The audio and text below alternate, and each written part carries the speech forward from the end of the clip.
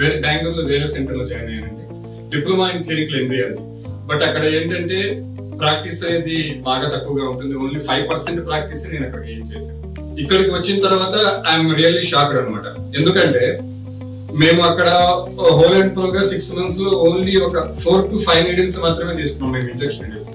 అంటే ఎందుకంటే చెప్పాలంటే కన్జ్యూమబుల్స్ మీడియా కావచ్చు, లేకపోతే ఫ్రీజింగ్ ఆపర్చునిటీ కావచ్చు, లేకపోతే సెట్స్ కావచ్చు, whatever it may be material ఇక్కడ hold and pledge from the first డేని ఇక్కడ నాకు ఫ్రీజింగ్, థాయింగ్, స్క్రీనింగ్ కి నాకు అవకాశం లభించింది. దట్ ఈస్ నేను మీకు చాలా థ్యాంక్స్ చెప్తాను సార్. యాక్చువల్లీ ఎందుకంటే నాకు భయం ఉంది, నాకు అంత టెక్నిక్ నేను బుక్స్ లో చూస్తూ ఉన్నాను, చేయగలనా లేదా, బయటికి వెళ్ళి లేకపోతే ఏంటి ఇట్లా అయిపోయింది. నేను 6 months నేను మాక్సిమం టైం స్పెండ్ చేశాను అని చెప్పి ఇక్కడికి వచ్చిన తర్వాత first day okay, so these 30 days of my this training period will be the best from my from the past 6 months అని చెప్పేసి నేను అనుకుని ఆ రోజు నుంచి ఇప్పటి వరకు సార్ ఎక్సలెంట్ సార్. మీరు ఈచ్ అండ్